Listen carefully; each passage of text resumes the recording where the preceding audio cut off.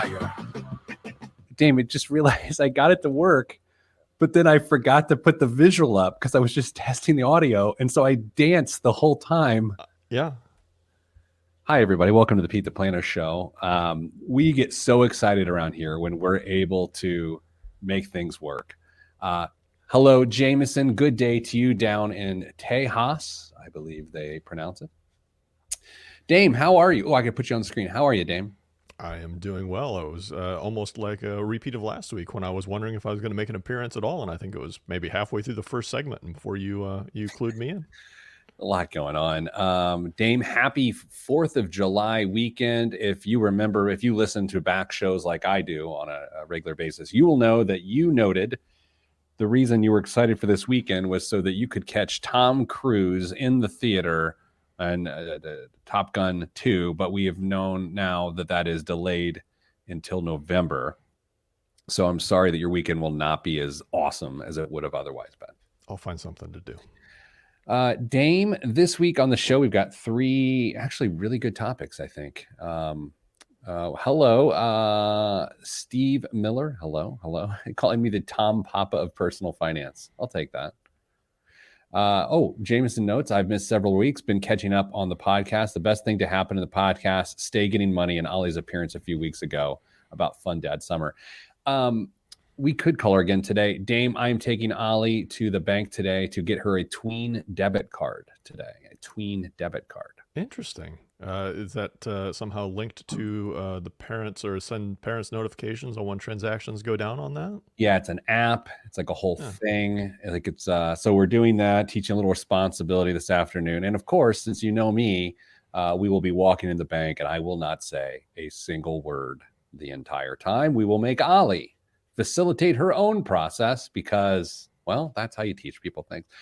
Dame, this week, here are the topics, and you choose what we're talking about first. A really interesting question that I made you research, and then I went and researched on my own because then I was like, I got to know something because I know nothing about a sweep mortgage that is all over TikTok right now. That's what all the TikTok finance people are talking about.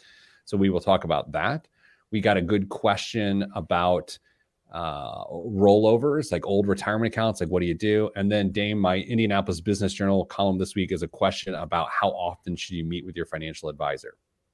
So I'm going to let you program the show this week. You choose the order in which we tackle those. Let's do the sweep question. Let's get that right off the top. Okay, sweep, and then what's after that? You want to do the meet with financial advisors, and then we'll do the investment one? Yep. That's what I would do. And then BWAM and BWAM is a killer this week. It is good. Oh, that's an aggressive tease going now. It is good. And then also I have to note that we will be talking about where the jobs are, so to speak. There's a report of where job creation has happened. Pretty interesting. What's more interesting is where jobs have fallen off. Did you see the report on CNBC today about where we lost jobs in the last month? No, we don't have TV in my area. It's a website. Okay, Dame, are you ready to go? Yeah. Hold on. I gotta find this. Sorry. Everyone was like, oh my gosh, what's happening? Are they organized now? No. Dame, where's that email I sent you that you said, I will look it up? Would you like me to read the email? All right. Yes. Can you read it when we start the show? Okay. 3, 2, 1. This week on the Pete the Planner Show, we answer your money questions. Here's how the show works. You email us askpete@petetheplanner.com. That's askpete@petetheplanner.com. Magic happens after that. Damian Dunn, Vice President of Advice, may answer your question here on these airwaves. We may email you back, or we may simply ghost you. Dame, welcome to the show. Good afternoon, Pete. Happy Independence Day. Same to you. More like Financial Independence Day. This email is from Jennifer. Hi, Pete. Straight to the question. What do you and Damian think about sweeping your mortgage with a HELOC? We have about 50% equity in our home, valued at about $420,000. I'm guessing you'll say that using debt to pay off debt is always a bad idea, but is there a strategy to you that makes any sense? Jennifer. All right, Dame. So sweeping the mortgage is sweeping the internet right now. People are always talking about here on this internet thing about this technique of using a home equity line of credit, a credit card with a pretty long payment window, and your paycheck and your mortgage to create this incredibly complicated structure of debts and payments and a bunch of sorts of other things. So, Dame, do you want to attempt to explain what sweeping your mortgage is, or do you want me to do it? I'm deferring to you here, my friend. I'll give it a shot, and you can maybe help me fill in the around the edges a little bit. First of all, be really careful when you're trying to get financial advice off of TikTok or other social media platforms. I know it might seem a little controversial, but when I see people also on TikTok or Instagram or wherever saying that you can get a $500,000 mortgage if you only have $50,000 worth of income and can afford it, or if they have to break out a giant whiteboard to try and illustrate how this is going to work, it might be another reason to think that maybe this isn't for everybody. And but before you explain that, how do we not sound like old guys complaining about people getting financial advice from TikTok? Like, how can we deliver that piece of guidance without sounding like old bald men like we are? It's a fair question. Everybody's got an angle. If you will notice, most of those people are selling something that has to do with the method they are pushing.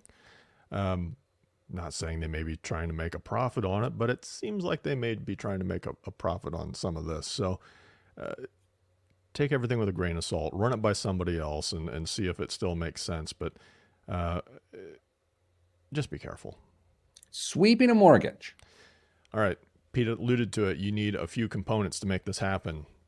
Mortgage, first, obviously. Paycheck, credit card, and the HELOC. And this is a rather convoluted method of leveraging your paycheck and the line of credit and the HELOC in order to put big chunks of money towards the principal of your mortgage. Some months, all of your paycheck is going to go towards the principal of the mortgage. You're going to charge all your expenses, and then you're going to use the HELOC to pay off the credit card, and then you're going to use your paycheck to pay off the HELOC and still pay your mortgage. And over a period of time, that process is going to repeat. The goal of this is putting large chunks of money towards the mortgage in order to eat down at the principal as fast as you can, thereby lessening the amount of interest that you're paying on the mortgage overall. I do a decent job on that, Pete? I thought that was a lot better than I could do. It's like many things in the personal finance world. Technically, this works. Mm-hmm. Technically, like, I'm not saying I don't have a problem with it. We'll get to that in a moment. But technically, this works. If you execute this by the law of the land and you are very disciplined and nothing ever goes wrong in life and you keep your spending in check and you'll never lose your job and you can find the types of vehicles we just talked about, a HELOC and a credit card that make this work, because that's not always the case with these different devices, then yeah, I think it works. But I also would have to say, anecdotally, I believe about 3 to 5% of people could pull this off well. And the rest of everyone else would mess up their financial life significantly. The opportunities for failure or potentially making things worse for yourself seems to increase with the more steps that you put into a process. And this is a very complicated process. It also relies on you having very good cash flow with a lot of free income that you don't have allocated otherwise. And if that's the case, why in the world aren't you just making the extra principal payments on your mortgage to start with? And I don't want to say do it the old-fashioned way, because that just means that we're still old and makes sense to us. But I don't see a huge incentive to do it the way that was proposed in the email. And it's not like you have to make this work for 3 or 4 months. We're talking 10 years of all this rigmarole.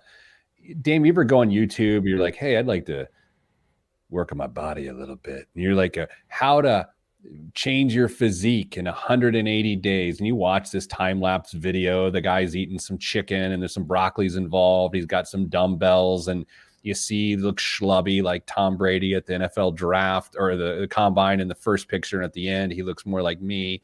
And it's like you're watching this video and you're thinking, okay, a minute and a half in, I'm in. And then you realize it took this man 6 months to transform his body. You might even start to try some of his exercises for 6 to 9 days.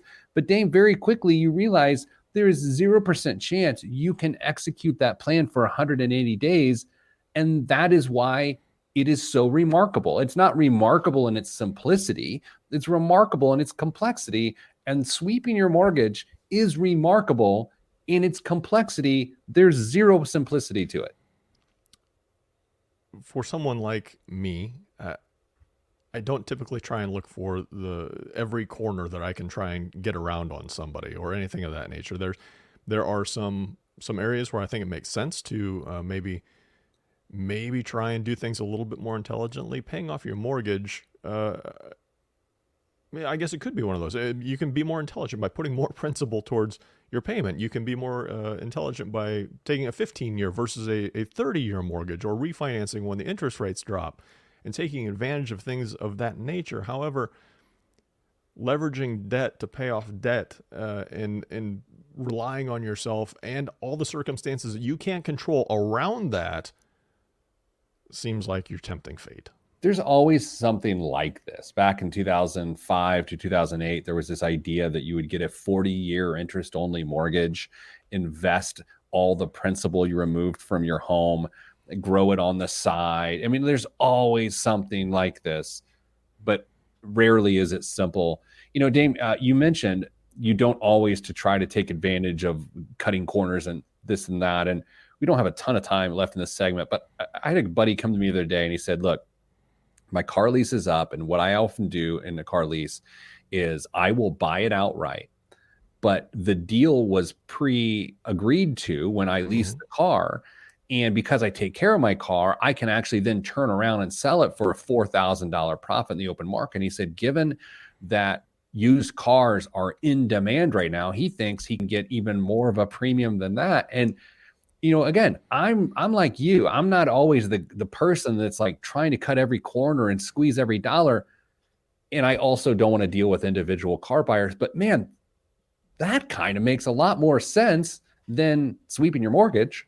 Yeah, benefit of the circumstances. In this case, it works out well. You know, you've got a market that's high in demand, and you might be able to make an additional profit based on your good habits and the situation. See, my fear on that is if I tried that, someone would be like, how much horsepower does that, how much horsepower does that have? And I'd be like, look, man, there are no horses in that. That's the thing. Like a nightmare to me is selling my car to an individual buyer in the open marketplace. That is a nightmare for me. But Dame, enough about that. Coming up after the break, how often should you meet with your financial advisor? One investment advisor says every 3 months for 60 to 90 minutes. I'll tell you what's right. Next, I'm Pete the Planner. Man, that was a pretty good close. Yeah. You know, once upon a time, Rolls-Royce used to list their horsepower figures for their automobiles as adequate. Oh. That was it? I don't know how to react to that. I think that's just your answer. If somebody were to ask you how many horsepower, you'd say, well, it's adequate. Got it. No, that makes sense. Dame, let's annoy everyone some more. How great was the Little League baseball story I told you before we went on air? Amazing. It had everything you could possibly want. It was so good. It was so good. Oh, man. Good times. I usually don't drink when I'm on air, but this LaCroix is going down nice. Someone says it tastes like what you imagine TV static tastes like. You know, like when it comes like... I always say it's tastes like flavored Aquanet. Oh, yeah, I get that too. All right. Let me pull up the question. You know, Dame, I'm not trying to hurry along our show today, but I am saying this show is what's standing between me and a 3.5 day weekend. I want to call Ollie. She asked, you want to call her and see if, no, let's not do that. Okay. In 3, 2, 1. Back on the Pete the Planner show. Dame, we got a question this week, and I answered it in my Indianapolis Business Journal column.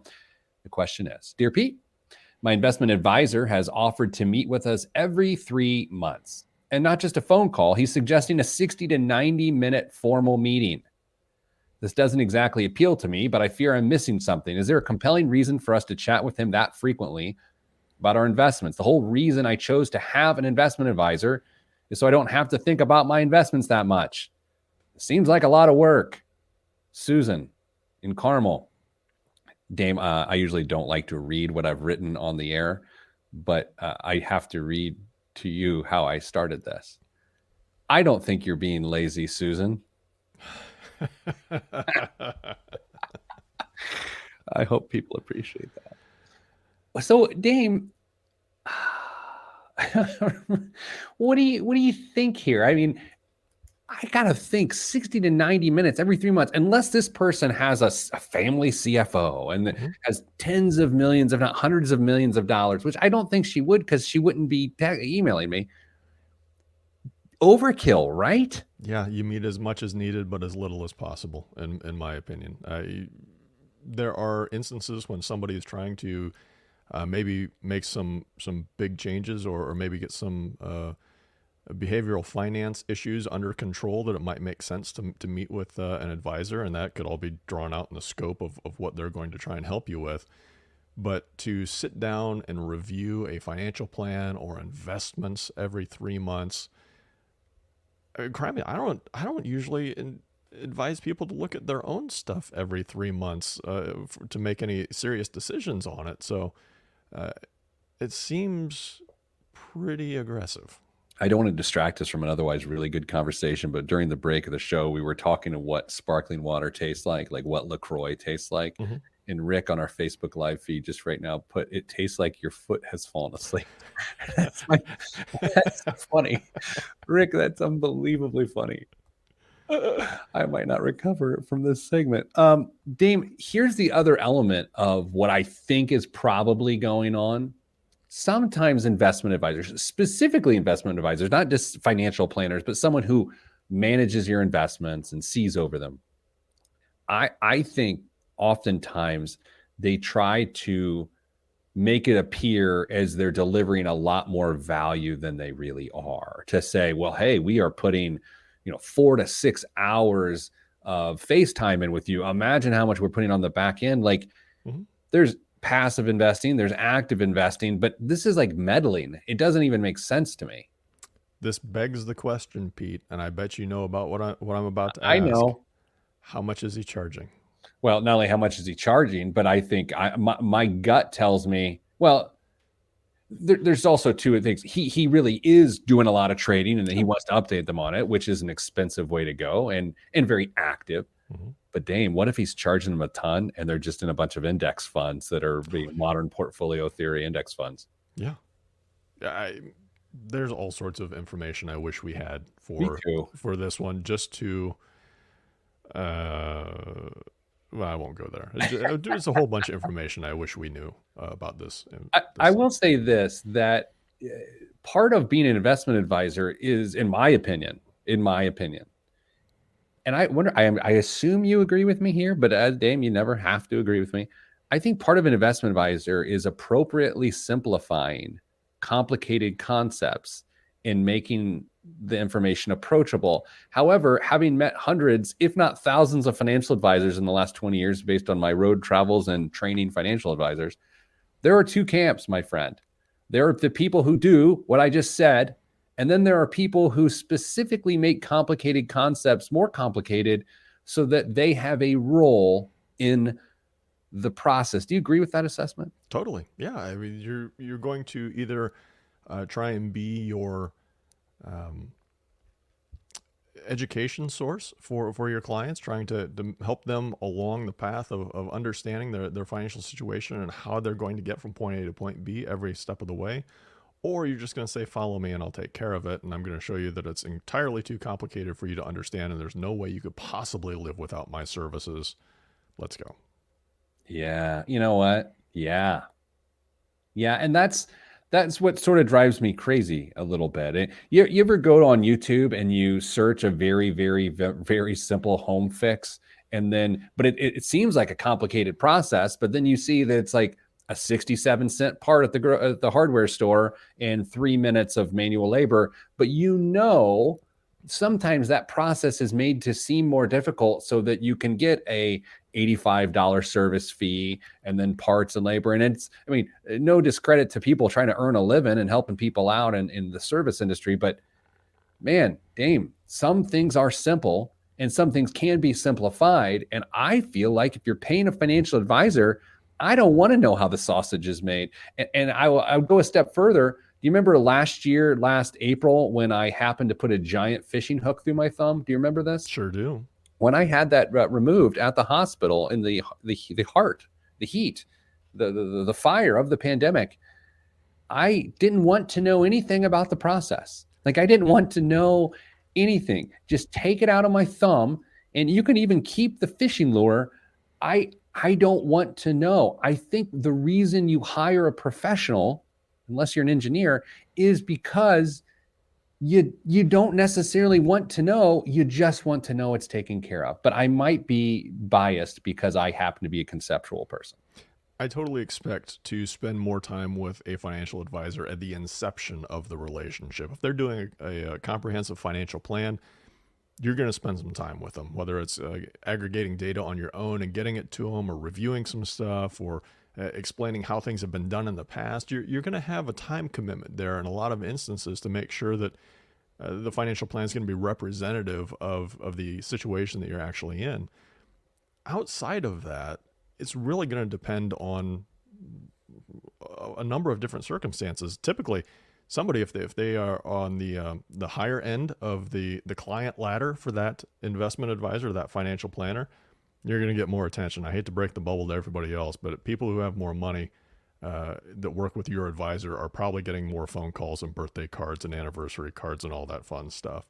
That doesn't mean the advisor's doing less of a job for you than they are the person that might be getting more attention. Please don't misunderstand, because that's simply not the case, especially if the investment philosophy lines up with that. So it's okay if you meet with your advisor twice a year or once a year in some cases, especially depending on the stage of life you're in with your finances.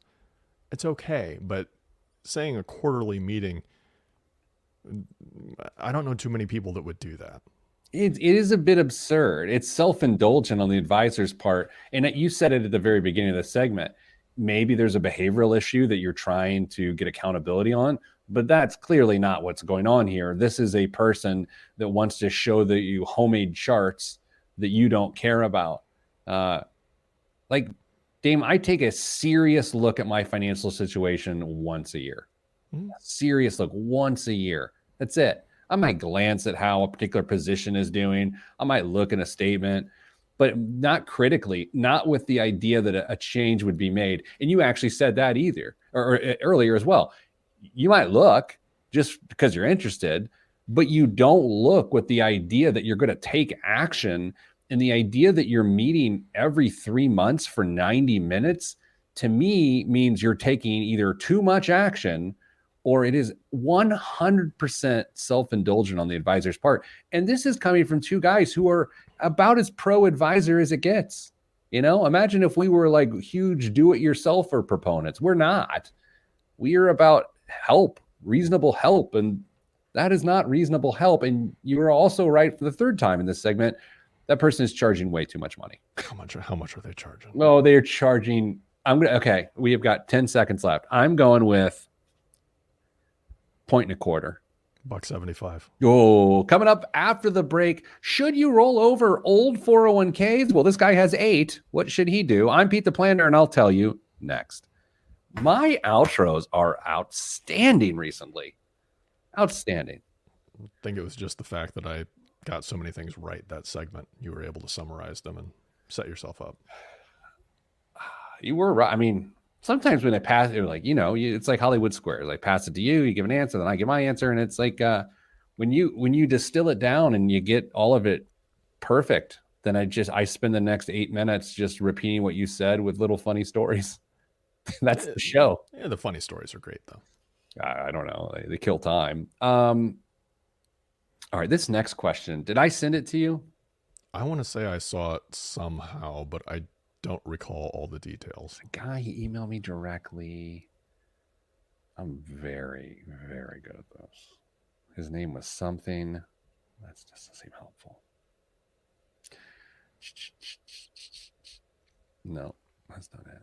There it is. All right. I know this person's name. I feel like I should know this person. Okay. You ready to go? Yes.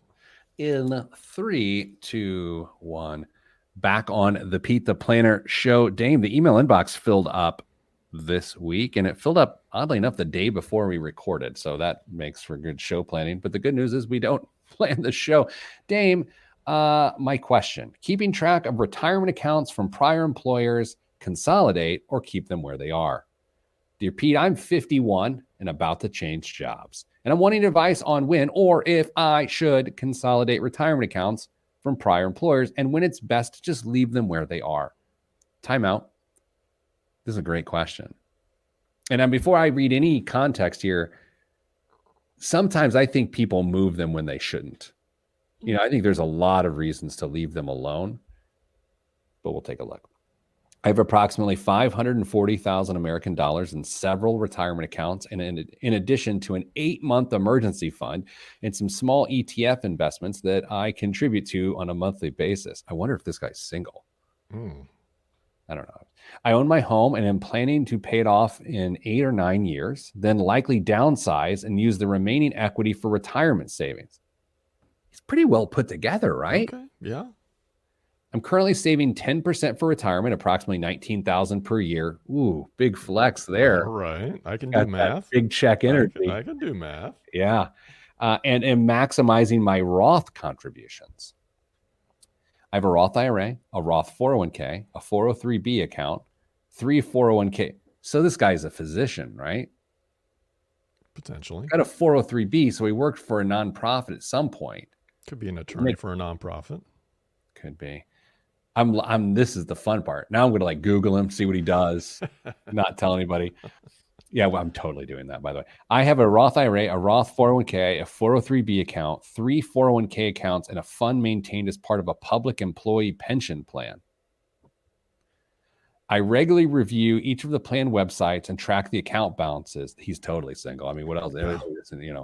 But have rationalized leaving them where they are, as they are all over the minimum balances that would require me to move them. And by having multiple funds with multiple companies, I get the benefit of the diversity of several funds, even though most of them are in target date type accounts. Is there a benefit to consolidating funds where possible? The state pensions obviously cannot be moved into 1 or 2 retirement accounts beyond the simplicity of fewer places to keep track of. Or should I leave them where they are as long as the investments are all roughly similar in the risk and account types? Thanks for your podcast and all the witty repartee with your co-host, Dame. And Pete, you're not bad either. Wait, so that was he's saying that you're witty. I'm mad now. Now I'm going to say his name on air and his social security number. Dame, okay, so the obvious thing is the reason you wouldn't have fewer accounts is because it's just easier to keep track of. Yeah, organization. If you got 8 different investment accounts spread out all over the place, believe it or not, now I don't believe this gentleman is at risk of it, but accounts get forgotten about every once in a while. Say you move and don't change an address or something of that nature.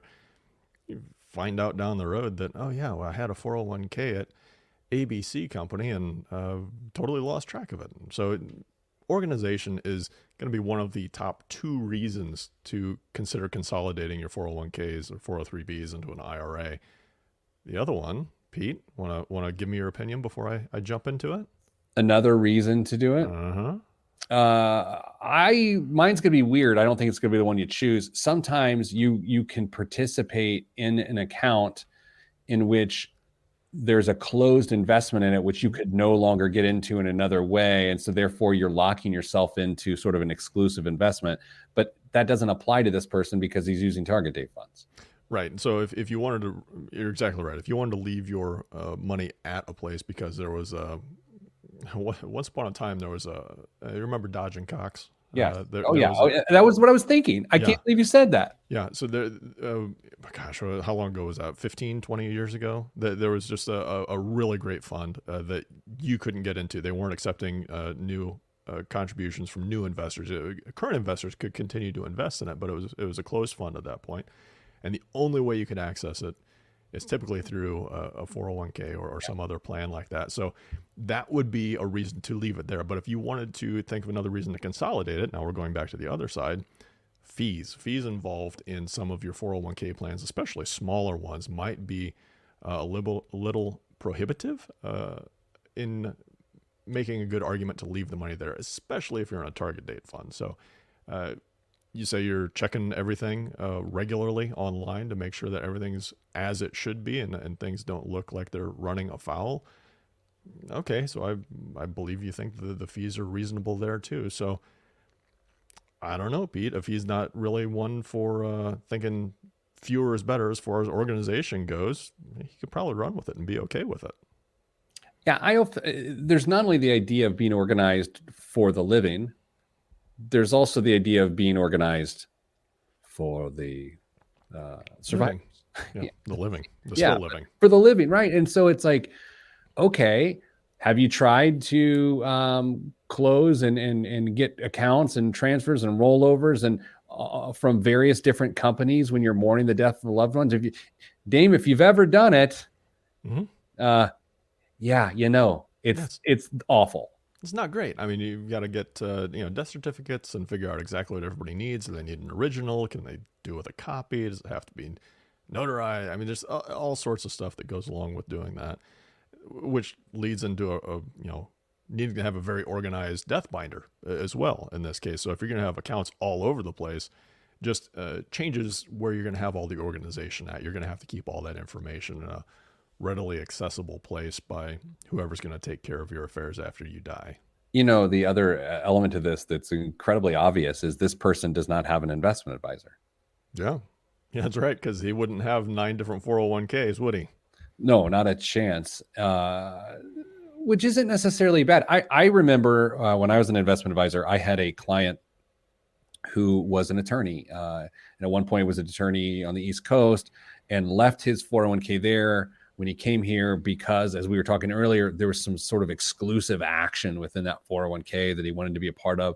The fees were criminally low, and that's what he decided to do. I don't see in this situation the fees being the issue. Like, I think if I had my druthers, I would probably consolidate down to fewer accounts. He doesn't have to be one. In fact, it can't be one because there's different tax sensitivities, some of these things. But I would probably shorten it down. What would you do, Dave? Before I get to what I would do, Lisa from our team made a very interesting comment to me just now. His RMDs are going to be a nightmare in the future. Oh, Lisa. So that would be a great time to start consolidating, is before you have to start taking RMDs, just so the calculation goes a little bit smoother. When you hit, 70 and a half, you have required minimum distributions. I believe that's 72 now, Pete. Is it? I mean, this is why you're in the advice team. Yeah. Is it 72 now? Yeah, I got pushed out. When? One of the last acts during all this last stuff that's been. So I'm not that embarrassed. No, you shouldn't be embarrassed about that. You're good today. Yeah. You should do this for a living. No, I actually don't feel bad that I don't know that, because I don't give specific guidance to anyone. So I can't remember everything. Anyway, when you reach 72, as everyone knows, you are required to distribute some money from those qualified investments so that you have to pay tax on that. So Uncle Sam can get his. Ken Mott in the Facebook Live says it was 70. It's 73, but then he said 72. And now I should split the difference and go 72 and a half. Sure. I'm sure the government will be fine with that. So Dame, weigh in. What would you do? Consolidate or not consolidate? Personally, I'd consolidate, just because I wouldn't want to keep up with all those different accounts and different companies. Fantastic. Here's what we're going to do. I just wrote on my hand. Here's what we're going to do. We are we're going to take a break. We're come back. Biggest waste of money of the week. It's a doozy. It is a doozy. But I'm intrigued. All the best ones make you think, what a complete, I'm intrigued, right? So we'll do that. We're going to talk about where the jobs are coming back, where the jobs are leaving. I am shocked in the June jobs report where jobs declined in a particular sector that just makes absolutely no sense to me. We're going to talk about the next. And of course, Dame's current events, the time he gets to shine. And I don't just mean because he has no hair on his head. All that's next right here on the Pete the Planner Show. I'm Pete the Planner. These outros are unbelievable. They are unbelievable. Starting your weekend off very well right now. You want to hear what I'm doing after the show? I'm editing the show. You're going to the bank. I am. I'm going to go get some ramen, and I'm going to get Ollie some boba, and then I'm taking her to the bank to get a debit card. That's my day. So my TD discovered ramen for the first time this week. Like top ramen, or are we talking like Japanese gourmet ramen? No, like top ramen. Okay. Well, hey, that's a good place to start. Yeah. So he's all about noodles right now. I don't feel that bad that I didn't know about 72. I mean, I kind of feel a little bad, but on a scale of 1 to 10, like 10, like I forgot my wife's birthday, that'd be a 10. This is a 2. You know, I don't feel like I legitimately don't give one-on-one guidance to anyone. Right. And the reason you're on this show is because I don't know anything, and your job is to correct me when I'm wrong. Yeah, it's fine. Clearly, it's more than a 2. Okay. In 3, 2, 1. Back on the Pete the Planner Show. This week's biggest waste of money of the week right here on the Pete the Planner Show is the most expensive burger in the world. It's been a decade since Juicy's Outlaw Grill in Oregon. I just wanted to say it like that, Dame. Set the record for the world's most expensive burger with a 777-pound behemoth. Timeout. Can you really call something the most expensive burger in the world due to quantity? Nah, that's stupid. Dumb. Robert Jandevine, the owner of Dutch diner De Dalton's, thought he could do better. And with a sandwich that can be picked up with just 2 hands. The Golden Boy is the result. Its ingredient list reads like a who's who of rare foods from around the world, including Japanese A5 Wagyu brisket and chuck, short ribs, white truffles, beluga caviar, Paleta Iberico Bolota ham, Dom Perignon champagne in both the onion rings and saffron gold leaf bread, king crab, and barbecue sauce made using Kopi Luwak coffee and Macallan single malt whiskey. Described as having a complimentary but intense flavor profile, the first burger has already been sold with the entire purchase price going to a local food bank. Dame, what do you think this cost? $1,200. $1,200. $6,100. $6,100. Here's the thing. Here's why this is intriguing to me. That's absurd. Clearly absurd. But I do want to know what it tastes like. I do want to know. That does sound like a rather intense flavor situation, but I want to know do you have any desire to know what that tastes like, Dan? No. How many of those flavors are complimentary? Okay, well, it's funny you ask. Anything super fatty, which is going to be the Wagyu, the ham, even the beluga caviar to some degree, is going to be cut by the acidity of the barbecue sauce and the champagne that's in the onion ring. I think it could be good, and the king crab's going to be super rich. I think it could be good. Yeah, what I think you need to make a central Indiana version of this with everything that you can buy at a grocery store. Oh my gosh, what an idea! Okay, so what would be the Indiana? It'd be a tenderloin would be involved. Sure, I mean, but this is a remake of Pete's Eats in the making right here. I mean, this is a special edition. Oh my gosh, I'm in. Dame, actually, before we do your news segment, can we talk about where the jobs came back and where they didn't? Because I'm fascinated by this whole thing. Lead away, Peter. Okay, so great jobs report for June, 850,000 jobs added to the economy. Of the 850,000 jobs, 343,000 of them were in leisure and hospitality. Dame, you are not surprised by this? Not at all. Okay. Have you seen this list, by the way? Because the next thing I'm about to tell you is not the shocking thing on the bottom. It's the second largest growth area. Do you know that? I don't think so. Okay. You ready to be both dismayed and shocked? Yes. What's the second category? I thought you were going to tell me. No. It's a guessing game now. It's 188,000 jobs. What industry is the second leading jobs being added back in June of 2021? Dismayed and shocked. I would normally guess something with like dining or something like that, but I know that's not the case. So what is it? Government. 100. That's why, like, you're dismayed and shocked, aren't you? Yes. 188,000. And I have no further context around that. Maybe it makes sense. I would have a hard time believing that makes sense. Next is professional and business services. That's good. 72,000 jobs. Retail at 67,000 jobs. All right, Dame.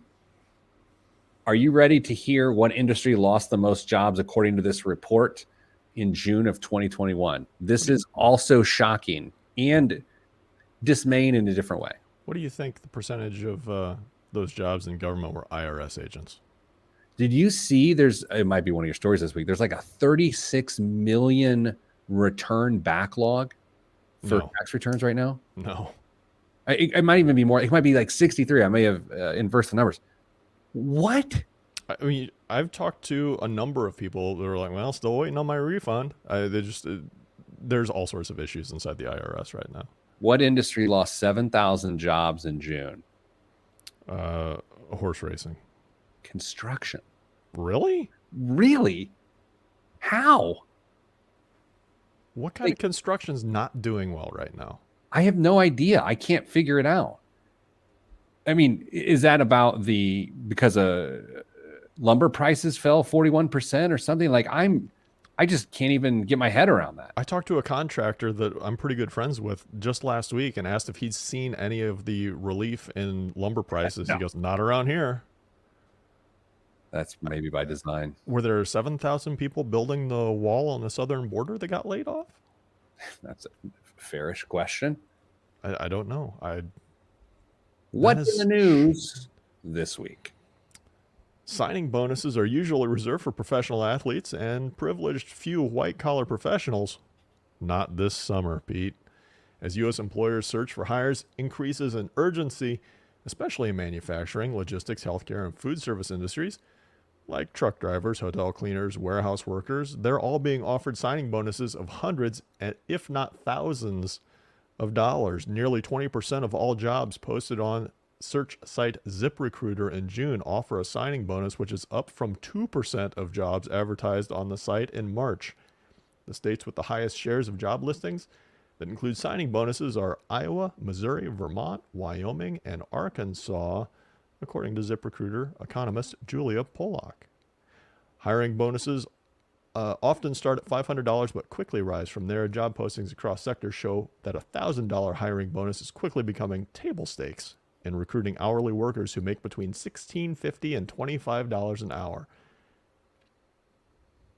I mean, I don't like gaming systems, as you and I mentioned in previous segments today. At that level of, I'm trying to think how I can say what I want to say without sounding incredibly elitist and condescending. Well, why does that stop me before? Why wouldn't a person get the signing bonus, work whatever sort of probationary period they have to work, and then go just do it again and again and again, and then turnover becomes a major issue? Don't know. It's the same thing I thought. I'm not sure why, especially younger kids aren't just going to job hop and make signing bonuses and move on. What else is in the news this week?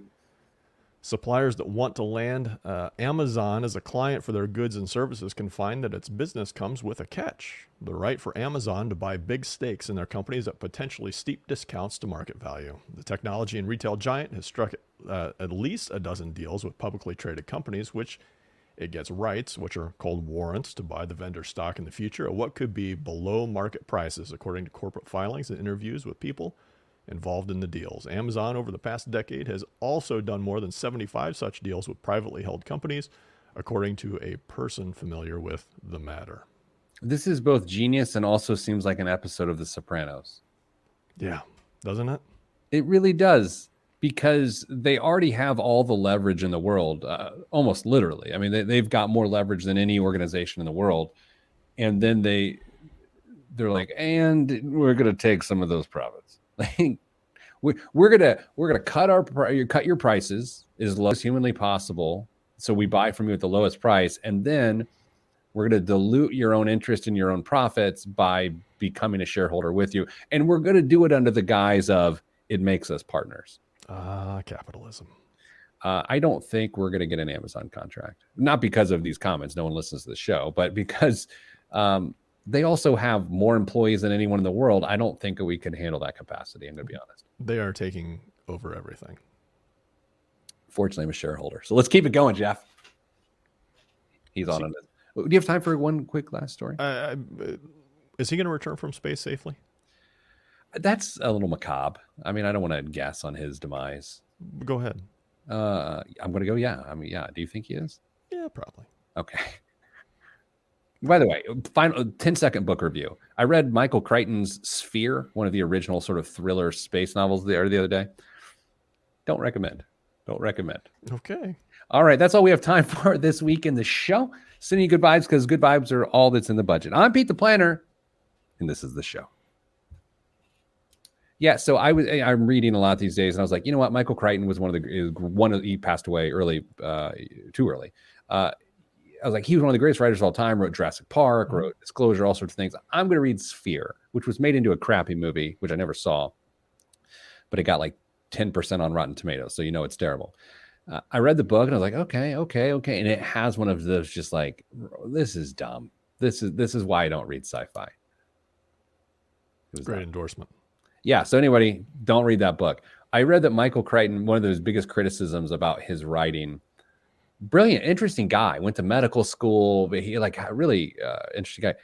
People said he writes science fiction for people who think they're too good to read real science fiction. I was like, well, that probably describes me too. Was it the actual book you didn't like, or how the person read it to you? No, that's a fair question because I am an Audible subscriber. It was the book. It was the content. But I do appreciate his writing. That's the other, when I'm consuming a book, I'm consuming both the content, how it is presented, and then how it is audibly presented because I'm extra. But so I will give him A for writing, B for story, actually C for story, and I guess the reader was fine. Fair. What are you going to do this weekend? Like butcher a hog or something? Probably do some yard work and see if I can affix some pontoons to a mower to see if I can get in my yard to knock it down a little bit. Yeah, you got a lot of rain. You had an emergency plumbing issue earlier this week. Yeah, house is a lot happier when the water can get pushed out and away from the house. I am the son of a plumber. I was able to go to college because of plumbing emergencies, just like the one you had this week. I almost called you to get your dad's phone number to make sure I was doing everything right. Yeah, so... All right, Dame. Well, that's it. I hope everyone has a safe, happy 4th of July weekend. Independence Day. I might actually have to watch the movie Independence Day. You know, it's one of those things. Dame, that's it. And everyone else, as always, stay getting money.